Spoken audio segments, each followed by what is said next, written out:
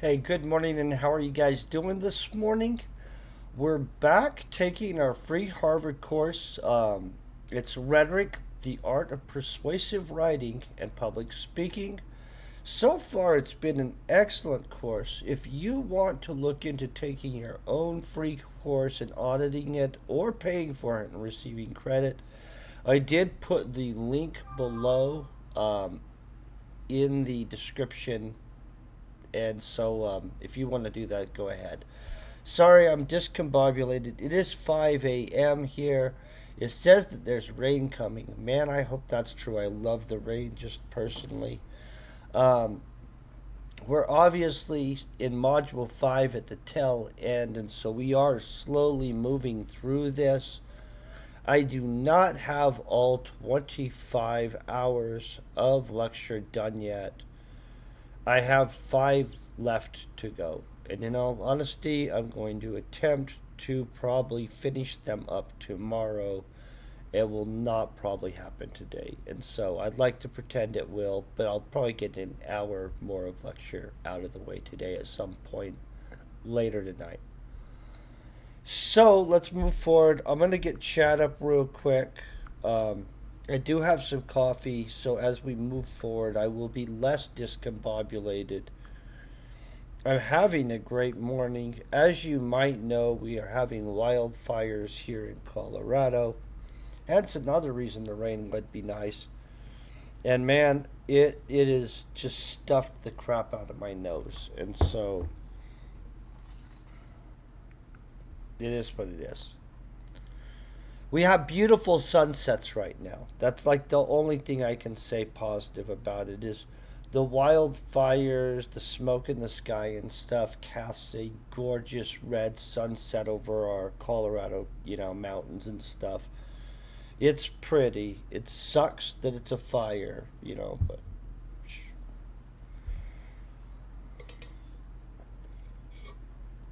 okay, first impression and analysis. Margaret Chase Smith's Declaration of Conscience. There are no new concepts or key terms in this unit. Good to know, but we need to annotate.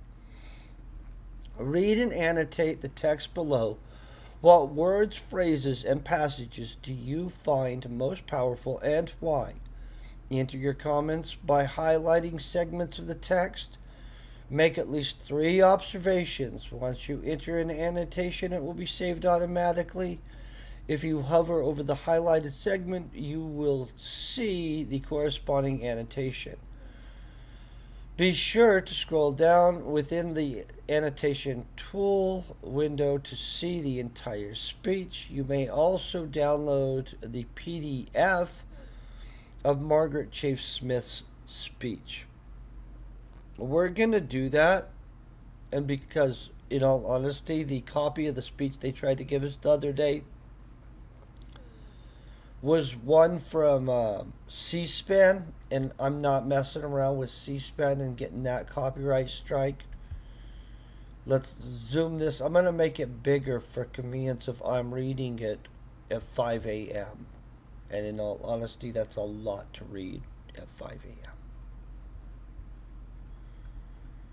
Man, these people love to write big speeches. Okay, a Declaration of Conscience delivered in the United States Senate June 1st, 1950. Margaret Chase Smith. I've never read this before, so this is going to be a first time me hearing it too, just so you guys know.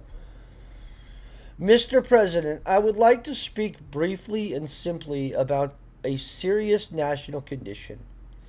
It is a national feeling of fear and frustration that could result in national suicide and the end of everything that we Americans hold dear.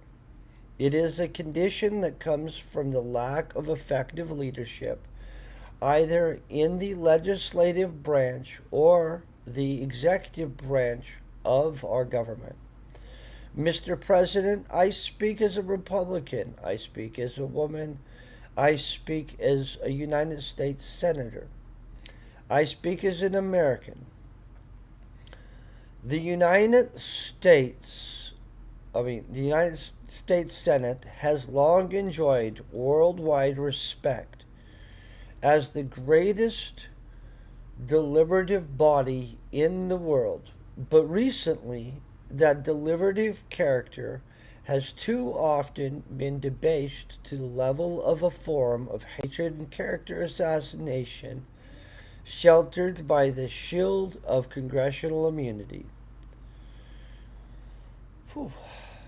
It is ironical that we senators can, in debate in the Senate, directly or indirectly, by any form of word, impute to any American who is not a senator any conduct or motive unworthy or unbecoming an American. And without that non senator American having any legal redress against this, yet if we say the same thing in the Senate about our colleagues, we can be stopped on the grounds of being out of order.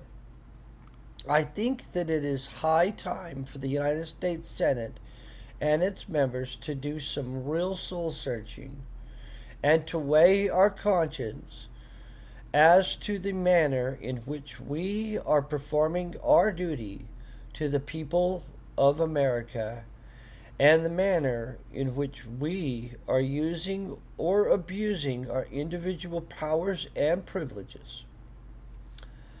I think that it is high time that we remember that we have sworn to uphold and defend the Constitution. I think that it is high time that we remember that the Constitution, as amended, speaks not only of the freedoms of speech, but also of trial by jury instead of trial by accusation.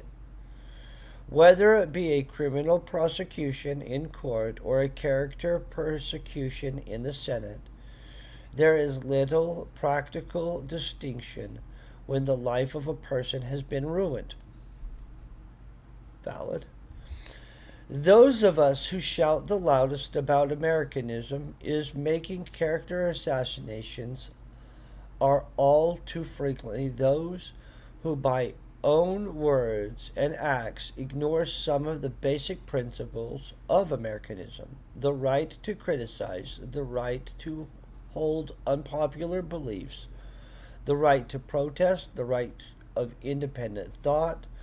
The exercise of these rights should not cost one single American citizen his reputation or his right to a livelihood, nor should he be in danger of losing his reputation or livelihood merely because he happened to know someone who holds unpopular beliefs. Who of us does not? Otherwise, none of us could call our souls our own. Otherwise, thought control would have set in. The American people are sick and tired of being afraid of speaking their mind, lest they be politically smeared as communists or fascists by their opponents. Freedom of speech is not what it used to be in America. It has been so abused by some that it is not exercised by others. The American people are sick and tired of seeing innocent people smeared and guilty people whitewashed. But there have been enough proven cases, such as the Amerasian case, the Hiss case, the Copeland case, the Gold case, to cause nationwide distrust and strong suspicion that there may be something to the unproved sensational accusation. Unproved sensational accusations. As a Republican, I say to my colleagues on the side of the aisle that the Republican Party faces a challenge today that is not unlike the challenge which it faced back in Lincoln's day. The Republican Party so successfully met the challenge that it emerged from the Civil War as the champion of the United Nation. In addition to being a party to which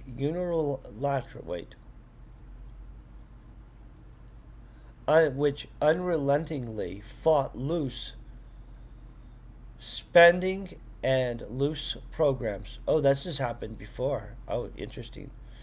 To our country is oh wait, Today our country is being psychologically divided by the confusion and suspicion that are bred in the United States Senate to spread like cancerous tentacles of know nothing, suspect everything attitudes.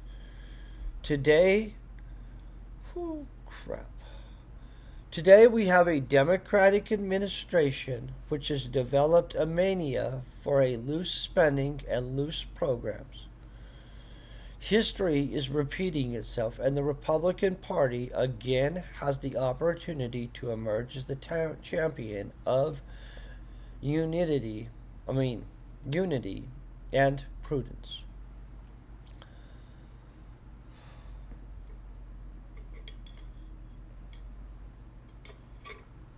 This requires coffee. The record of the present Democratic administration has provided us with sufficient campaign issues without the necessity of resorting to political spares. America is rapidly losing its position as the leader of the world simply because the Democratic administration has pitifully failed to provide effective leadership. The nation sorely needs a Republican victory, but I do not want to see a Republican Party ride to victory on a four-horse of calumny. I don't know what this is. Hold on. I just want to copy it and go look it up.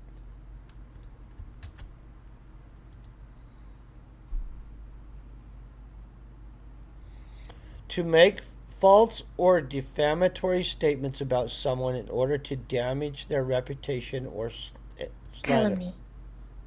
What? Calumny. Calumny? I've never heard that word in my life. Calumny. Okay. Calumny. Trying to remember it. The odds are, honestly, I wish I would remember all these cool words we keep learning. Four horsemen of calumny: fear, ignorance, bigotry, and smear. I doubt if the Republican Party could do so, simply because I do not believe the American people will uphold any political party that puts political exploitation above national interests. Surely, sorry. Surely we Republicans are not that desperate for victory. I do not want to see the Republican Party win that way. While it might be a fleeting victory for the Republican Party, it would be a more lasting defeat for the American people. Surely it would ultimately be suicide for the Republican Party and the two-party system that has protected our American liberties from the dictatorship of a one-party system.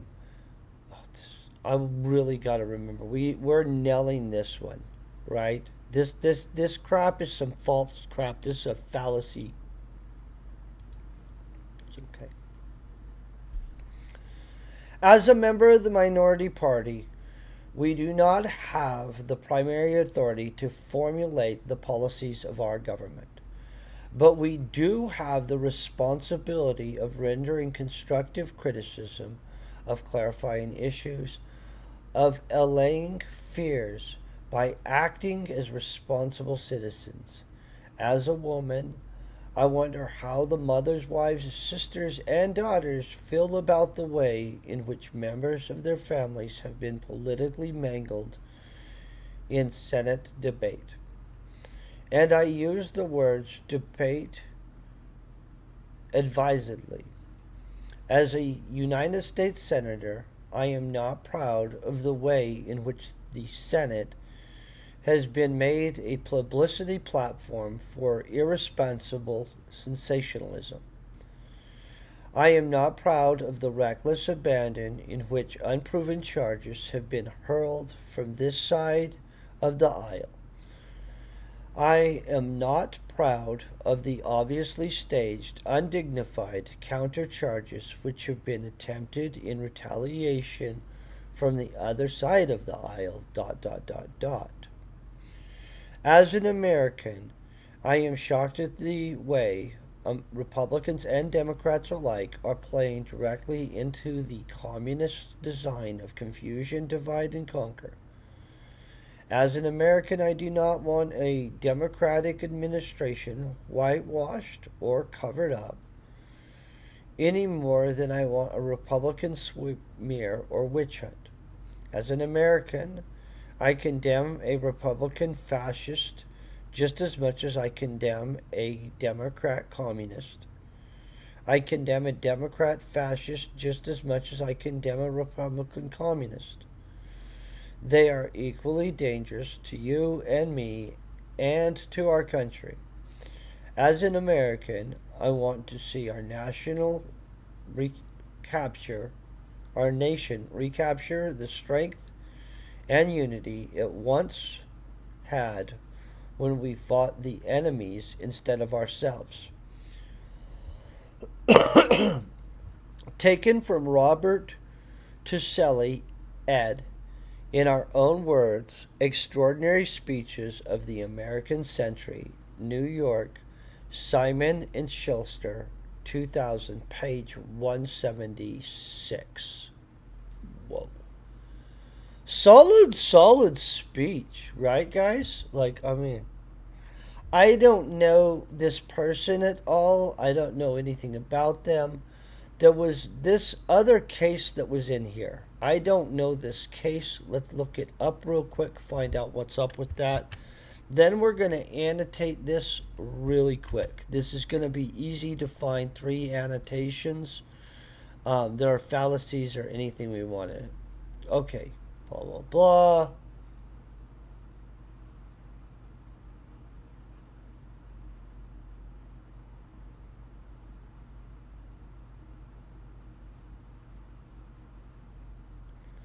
Okay, a Marissa affair. So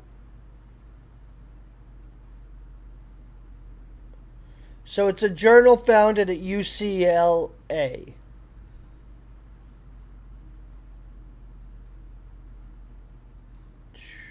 And it ended up being accused of having links to. Okay. Did they actually prove anything, or is this okay? An FBI summary reported.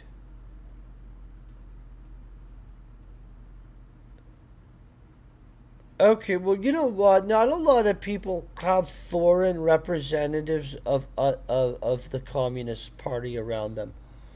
So I can kind of see why the accusations could be thrown out here. Hold on one second. I just want to see if anything was made of this. Known as Chinese hands. That's a term.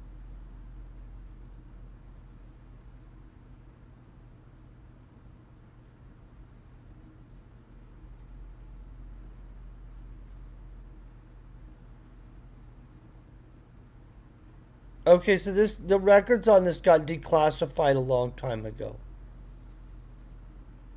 Some fines were thrown out. Oh, most of the evidence was lost, was not allowed because look, oh man, this is interesting. Okay, so they were shady about the way they gathered their evidence in that. I don't really care. I mean, I care that they were shady about how they gathered their evidence. I don't for what we're doing. I don't care. Is what I meant. Let's annotate this baby. This is going to be so easy because right off the bat, we're going to go down to that area that I said, hey, I'm going to do something here, and I'm going to do something here. Watch this crap. Dun, dun, dun, dun. Where did somebody say that crap where it was like, oh, if we don't do this, we're going to have one party? Maybe we should just read through the whole thing and not just me jump to the part I want to make fun of. Okay.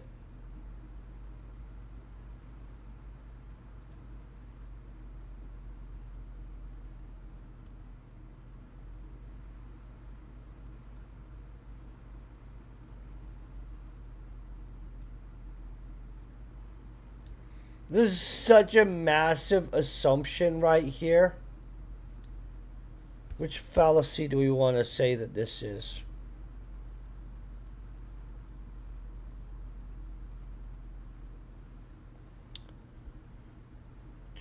Hold on one second, you guys. I'm going to go up here. We're going to click glossary open because I'm going to use the terms, the right ones.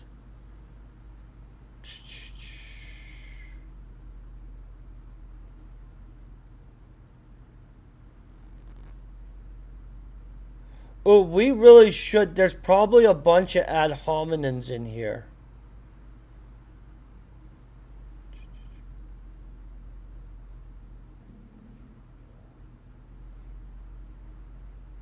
This is a false cause and effect.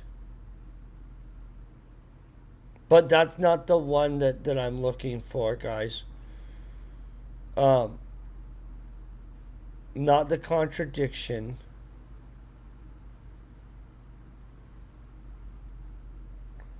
Not that one.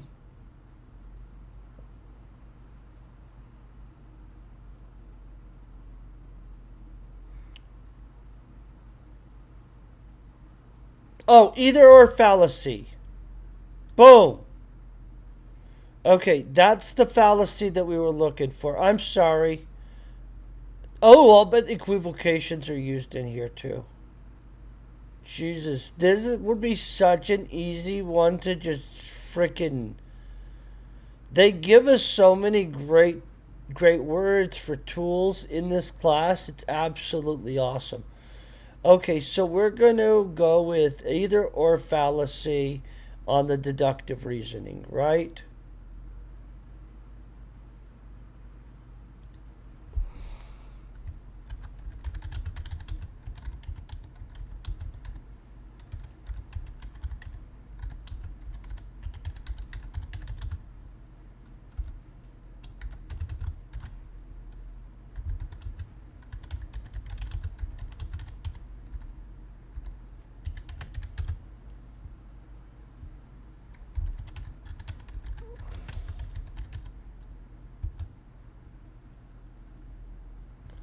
Okay, first it not even goes. It honestly, holy crap, we have two things, so we could get 3 annotations on a single sentence. Holy crap. Okay, first we've got a false premise to start with. Let's think about this. We've got a either and fallacy. But then we just automatically, our assumption is automatically that it's going to fail. What is hyperbanton? Hyperbanton is a change from the ordinary or natural word order. The Greek etymon means stepping over. We may imagine the reader jumping from word to word to make sense of the sentence. Oh, okay, I don't use that. But good to know.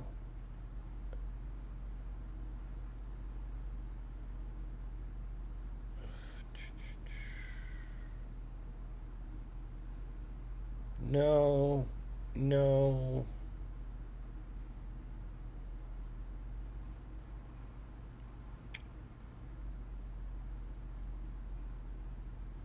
None of these, none of these.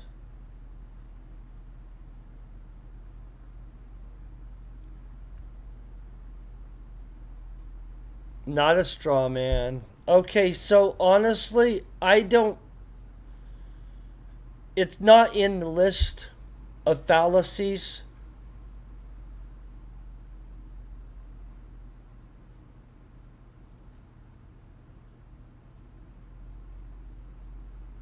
It's okay. I'll just say what's going on.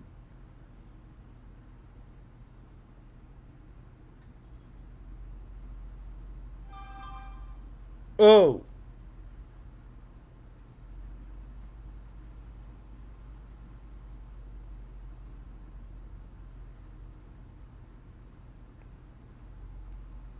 you know what? Let's just say what's going on. I'm gonna move forward. I apologize, you guys. I wanted to use the proper terms.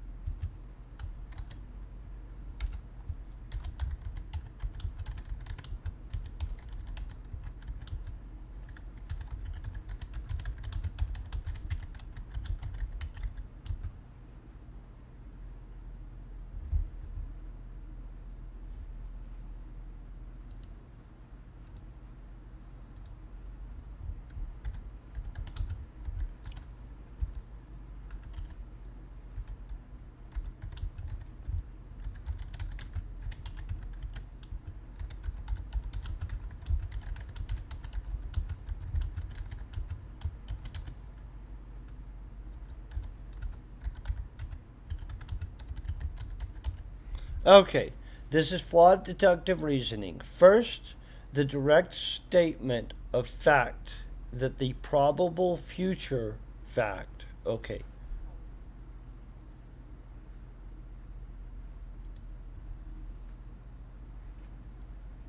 okay, the direct statement of probable future fact. That's what we call that.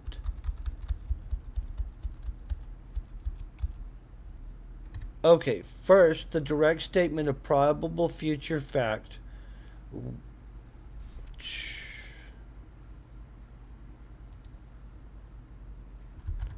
that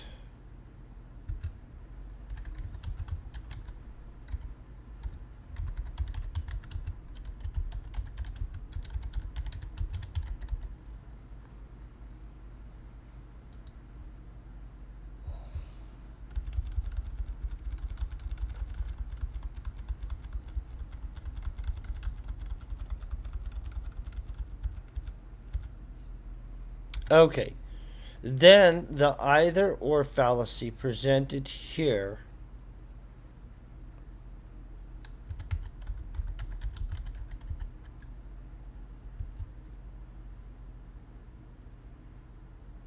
Oh, you know what? Is it just that though? I don't think it is just that.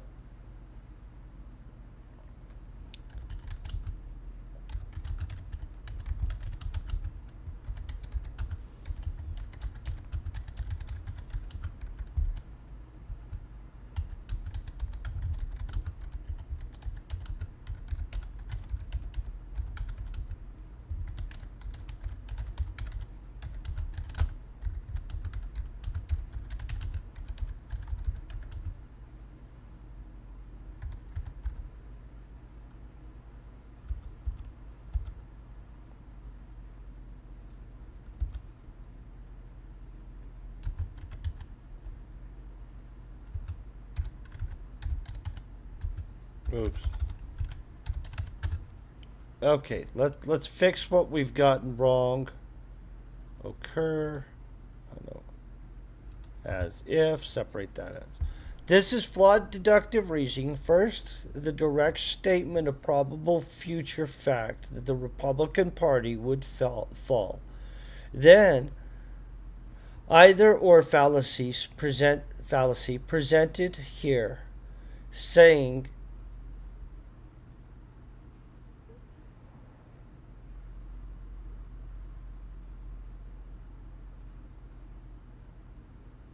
okay, this is badly written.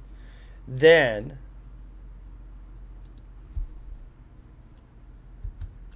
a either or fallacy presented here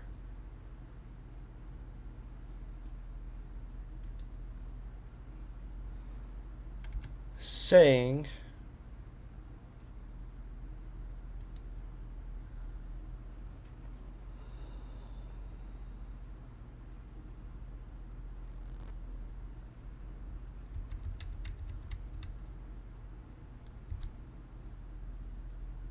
Oh, I have no idea what the crap I was trying to write. Saying having a then either or then a either or fallacy presented here.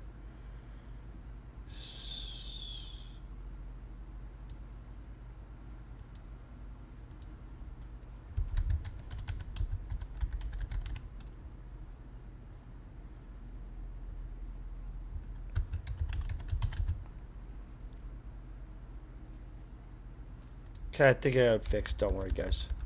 Sorry about that. Saying that we either have a two-party system or a single-party system, a single party controlling everything as if no other option can occur.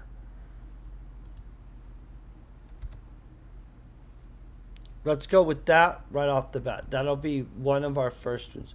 Let's see, do our peers... Oh, there is some annotation from our peers. Thank God. The last time I was a little worried when I looked at it. Okay. Boom.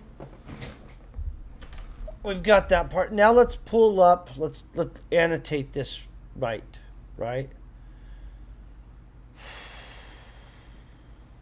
Okay. We had I saw down here in the I am a woman, I am this. Oh, here. Watch this. I speak as a Republican. I speak as an American. Blah, blah, blah. This is an easy one. We'll go like this. So that's that whole we build thing. And I can't remember if that was it's an anaphora. So we'll just write good use.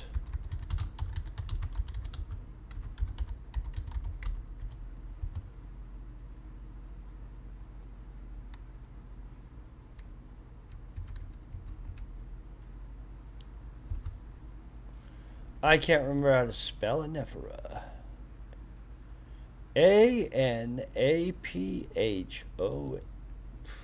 Okay. A-N-A-P-H-O.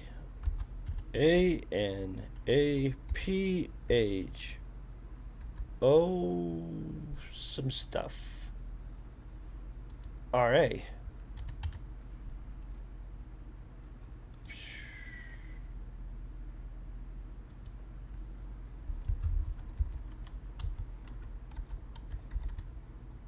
Oh. What are we trying to say here?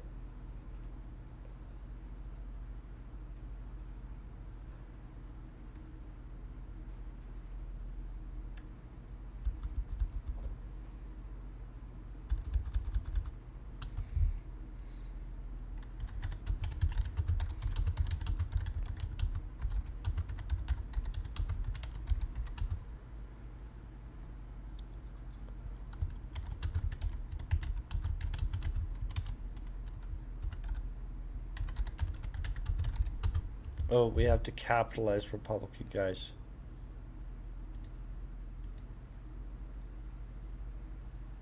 Oh, and spell it correctly.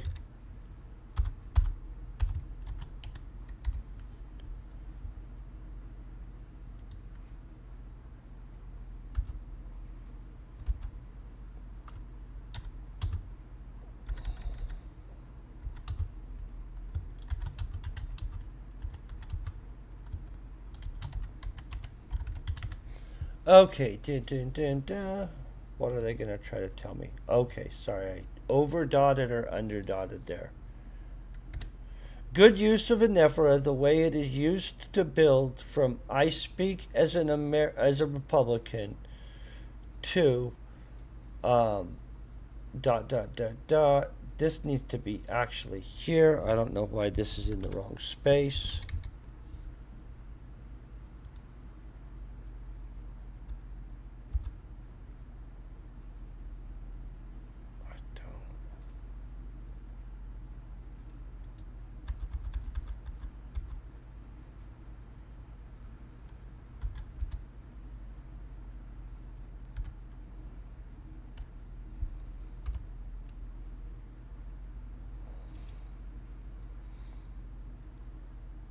think that's correct, but I'm really bothered by it, so. Okay, moving forward.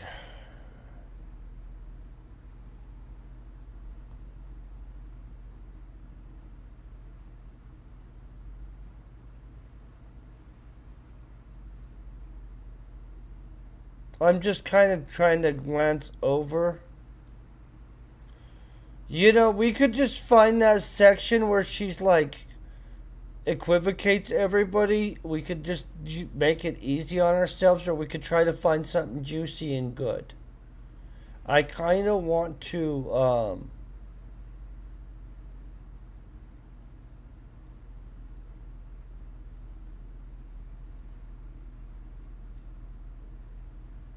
You know what shocks me a little bit? That right in here, and I'm not trying to bring in current politics into any of this, you guys.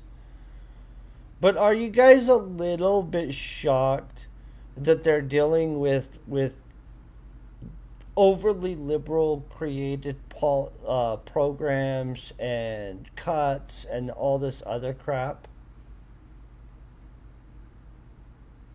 Well, things did not change much. Let's just say that.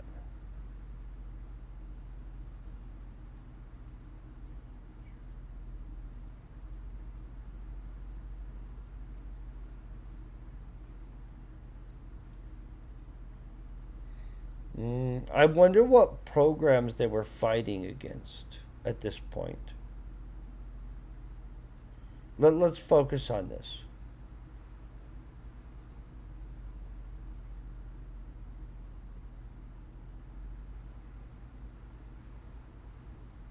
This is true. This doesn't matter like where it happens. If you've ruined somebody's life with this stuff, it's pretty that's all that matters, right? Okay.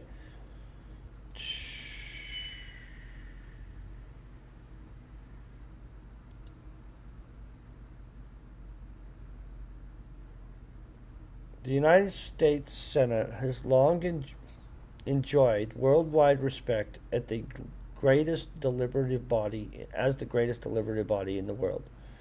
But recently, the deliberative character has too often been debased to the level of a forum of hate and character assassination sheltered by the shield of congressional immunity. Okay, ironically, it is ironical that we senators can debate in the Senate directly and indirectly by any form of word, impute to any American who is not a senator. Okay, so that's not going to be good. That's actually all valid. Actually, I don't know if we were supposed to attack. Now, we're in the section that we're looking for fallacies. We're supposed to attack this. Hope that this wasn't a hey, I didn't ask you to attack that piece. Thank you for doing that situation. Do you know when I was in college once, I wrote a excellent essay tearing the crap out of Kennedy's political career and a lot of his decisions.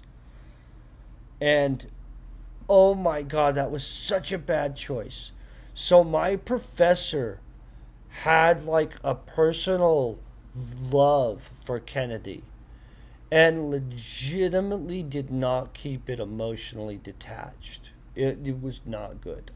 We ended up being close later on, like good, but no, that was not good.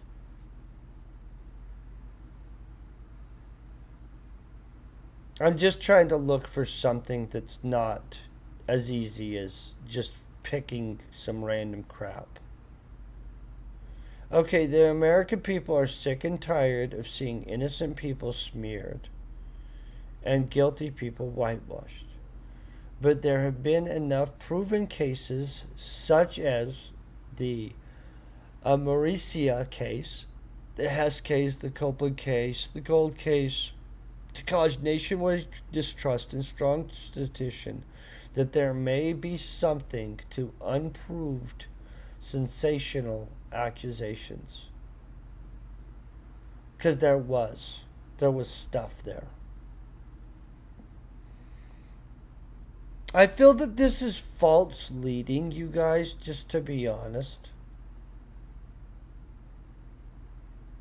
Not gonna call that one out. Today, our country is being psychologically divided by the confusion and the suspicion that are bred in the United States to spread like cancerous tentacles of knowing nothing, suspect everything attitudes. Today, we have a Democratic administration which has developed a mania for loose spending and loose programs. History is repeating itself, and the Republican Party again has. When do you think that they're pointing to for it's repeating itself? Because, by the way, this repeats itself again, but, big shock. It seems our government does that a lot. I'm not liking any of that. Let's go to the close. There will be something.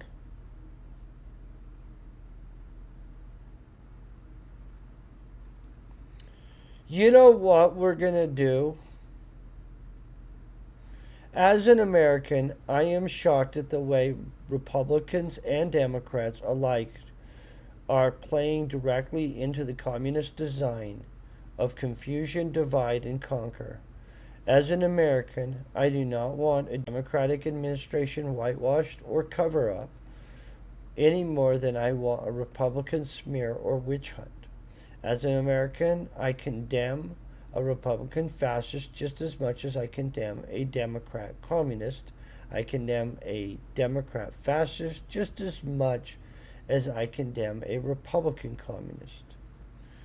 They are equally dangerous to you and me and to our country. As an American, I really like this as an American section here. This is not some kind of, you know what, it is a thing. We're going to use the fact that it does use that one method in it. I just really like this as an American closing. This closing is excellent, just so you guys know.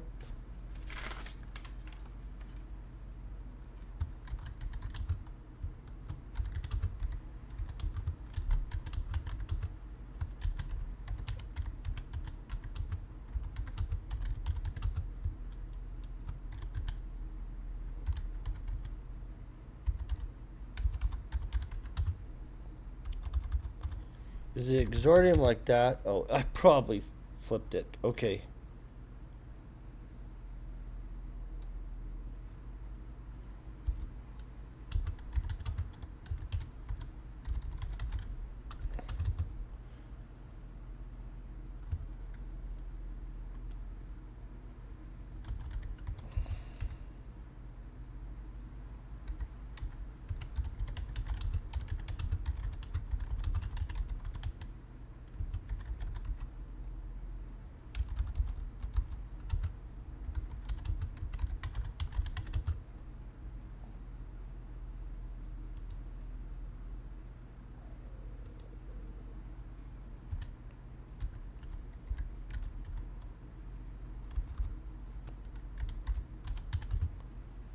Um,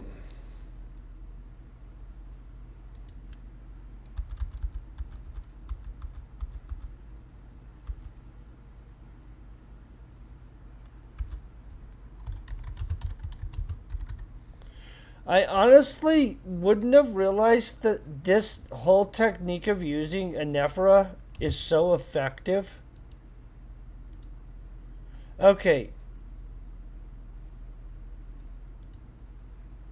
the use of comma as an American in the exordium is excellent, and I do actually think that the concurrent use of it makes the use anaphora.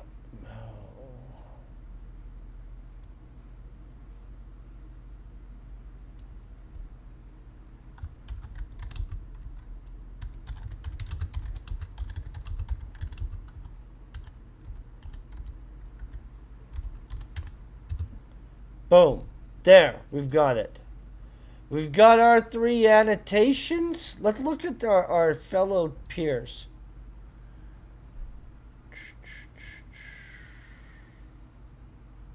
Again, speaking for everyone. Where is this?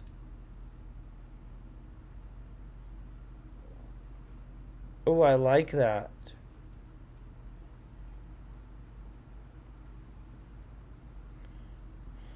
They just call him out for speaking for everybody a bunch in it. Metaphors, allusions, ethos argument. This person did one big one, but they did hit multiple things in there. Oh no, they did multiple. They nailed it. Okay. Okay. Whoa.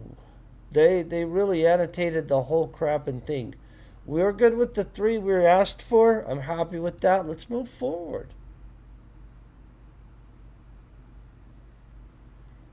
Okay, we're gonna get the background. I do not want to reread her speech, guys. I'm gonna just look for it and see what we're looking at.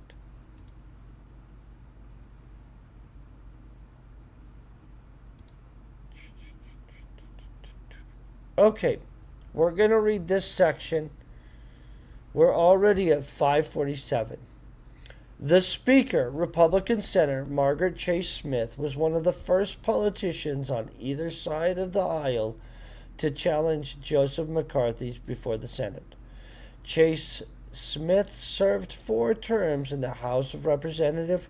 Her husband's main constituents had elected Clyde Smith to the House in 1936. When Smith died in 1940, his wife took his seat. That makes sense, huh? Chase Smith had been a teacher and office work and her husband's secretary. Some doubted her abilities, but she would more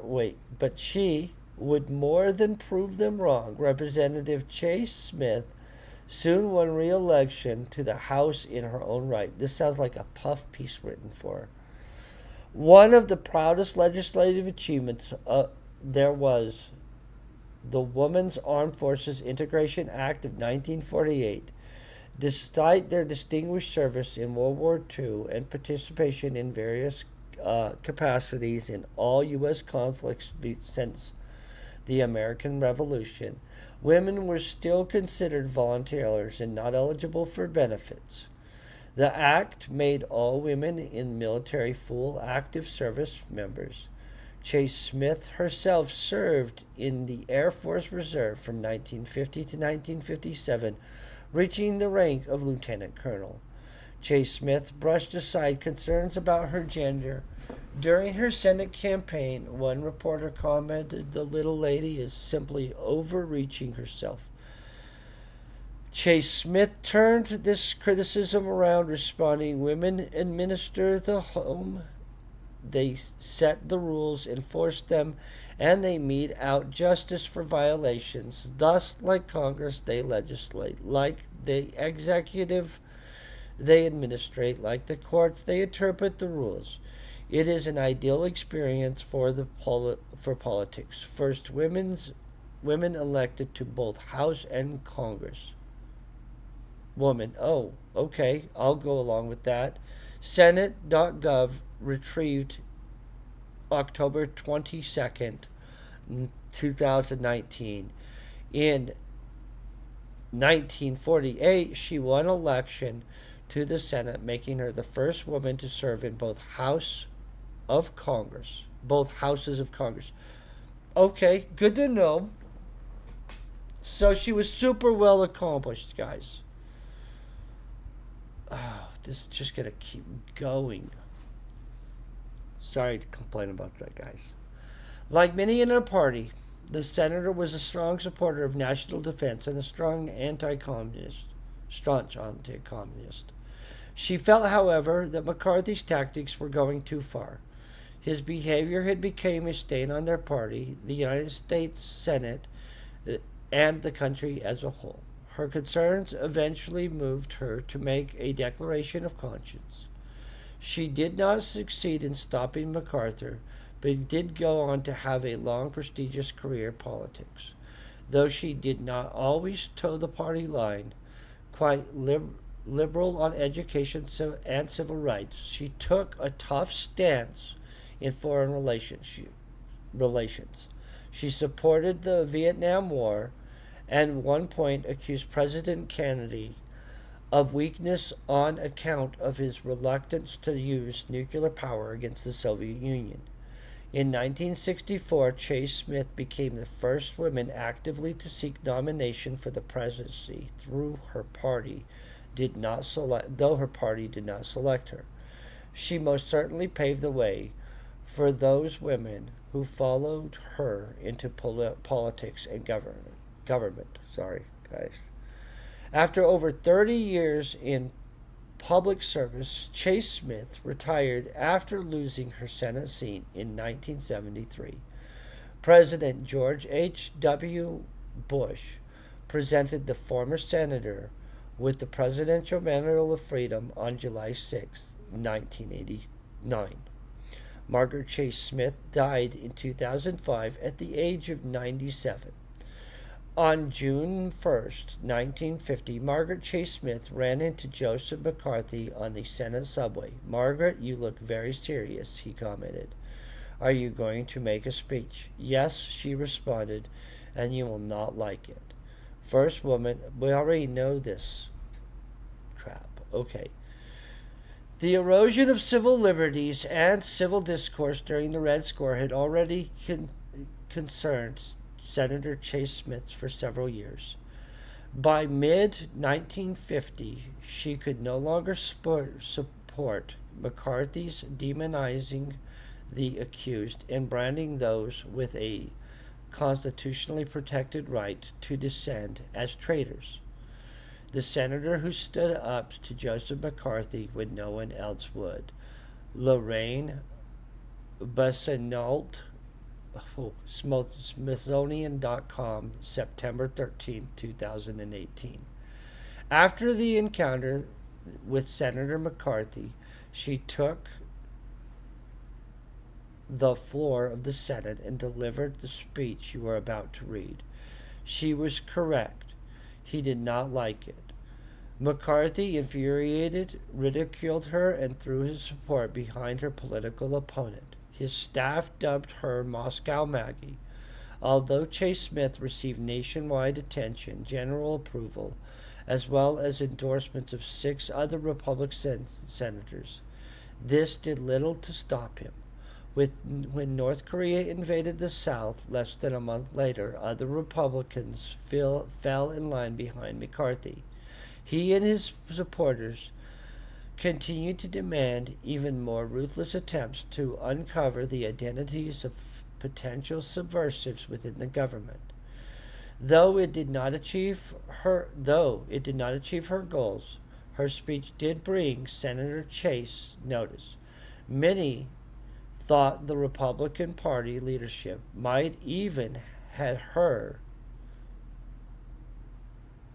the 1952 vice presidential nominee handed her the 1952 presidential nomination, but this never came to pass.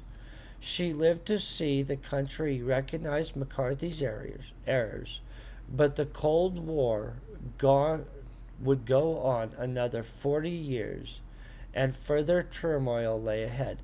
So they say they recognize his errors, but the thing is, his belief that the education system or the higher education system, university system, was overran by communist sympathizers actually end up bearing fruit. I mean, I'm not trying to be a jerk, but it turns out that way. Okay, so we've already just read this. We can play it tomorrow, maybe, if it doesn't take us to C-SPAN. Oh, it's 6 minutes. So, hey, good morning. How you doing? Hold on 1 second. Let me read what we're saying.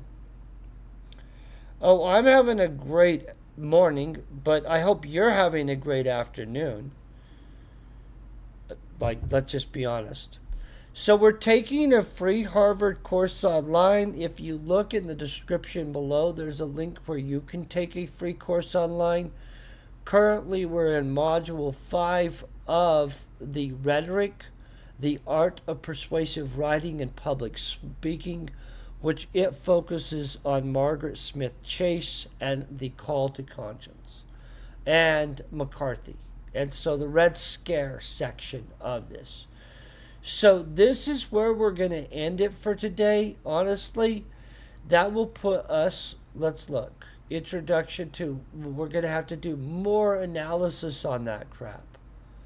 See, this is why we don't just grind the crap out of it the first time. We'll get to this final thoughts on peer thing on this.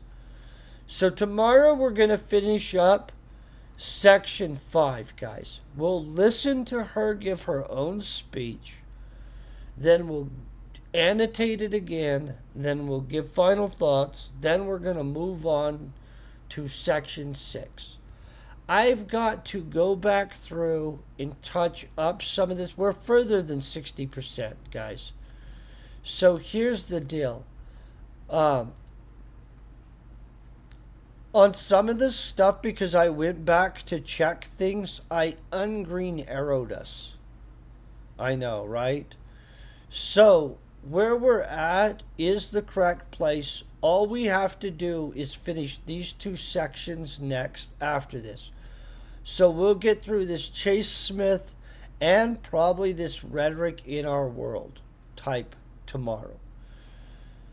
Then we have 2 sections left. I have at least 5 of these lecture videos left to listen to. I'm going to attempt to listen to some of them today, the rest of them tomorrow. Hopefully this week or next week, sometime next week, we should finish this up, guys. I am looking, though, at some of these other options for classes that we could take. I do realize I need to finish up that book and get it published before we touch another class, though. It's too hard to knock out one of these free Harvard courses at the same time as trying to get a book published. And so this is awesome. Super enjoyed this course, but let's get that book finished up. Thank you guys for hanging out, having coffee this morning, learning with me. I do hope you guys have a great morning. Remember, if you want to take one of these courses yourself, use the link in the description below. Outside of that, just have a great day. Peace and very best wishes.